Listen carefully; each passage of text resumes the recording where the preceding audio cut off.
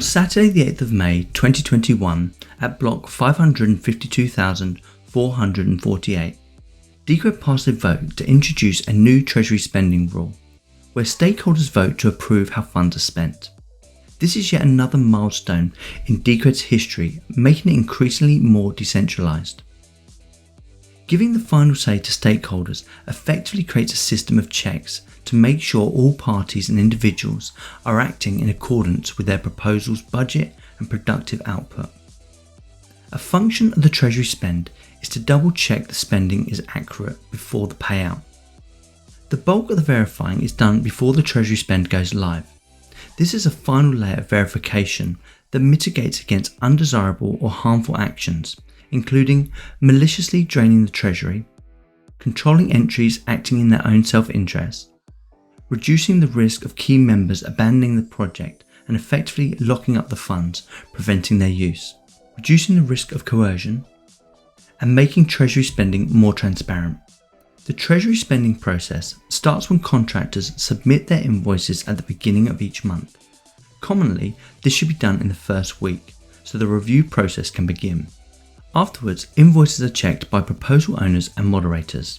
The Treasury spend then gets finalised and published to the mempool with an allotted 3,456 block interval. The first Treasury spend interval was from block 616,896 to block 620,352. In date terms, this was from December 18th to December 30th, 2021.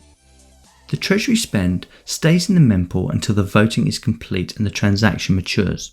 At this time, it's added to a block and is visible in the Treasury section. The first Treasury spend was included in block 619,776 on December 28, 2021. After being published to the mempool, the Treasury spend is voted on by stakeholders. This is done in real time as the tickets are called to vote. A maximum of 17,280 tickets can be called to vote. This is approximately 42% of the full ticket pool. For the voting results to be counted, the Treasury spend must reach 20% quorum, which is equivalent to 3,456 votes, either yes or no. An important note here is abstaining votes are not included in this tally. After reaching quorum, at least 60% of the votes must be yes in order for the vote to pass. The calculation for the quorum is 288 blocks per interval times 12 intervals and 5 votes per block, which makes the 20% quorum 3,456 votes. An interesting feature of the Treasury spend process is short-circuiting, which enables the vote to finish early. For instance, if enough approving votes have been cast that it's no longer possible for the remaining votes to result in a rejection. These parameters are very similar to Decred's consensus voting, but the short-circuiting mechanism allows a Treasury spend to be mined early when it's clear there is no way it can fail. Consensus voting, on the other hand, intentionally have fixed periods so that everyone knows with 100% certainty that if a vote passes, the rules will be changed at block X without exception. Finally, if the vote passes, the Treasury spend will be included in a block, resulting in the contractors being paid out from the Treasury. If the vote fails, the Treasury spend can be resubmitted or amended to exclude or separate contentious invoices. A maximum of 7 Treasury spends can be included in the mempool concurrently. This provides opportunity for a single spend to be separated out if necessary, or for overlapping spends to be included at the same time. This helps prevent delays in future payments if previous Treasury spends have to be resubmitted. There are many scenarios, but let's look at how the Treasury spend in July 2022 played out in comparison to a maximum or minimum vote scenario. So the maximum possible voting period is 12 days. The maximum possible number of blocks is 3,456.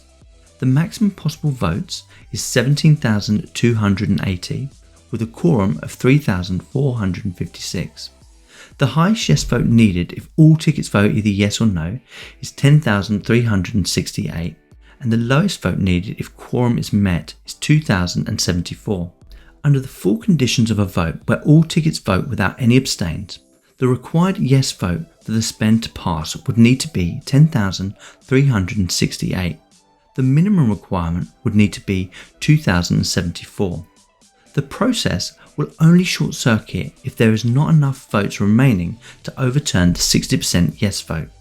The conditions for the July 2022 Treasury spend, which did trigger the short circuiting mechanism, were: voting period was 10 days, number of blocks 2,880, maximum possible votes 14,400, quorum 3,456, yes votes 4,822 and no votes 0. As you can see from this, the short circuiting mechanism cut in 576 blocks before the end of the Treasury spend interval.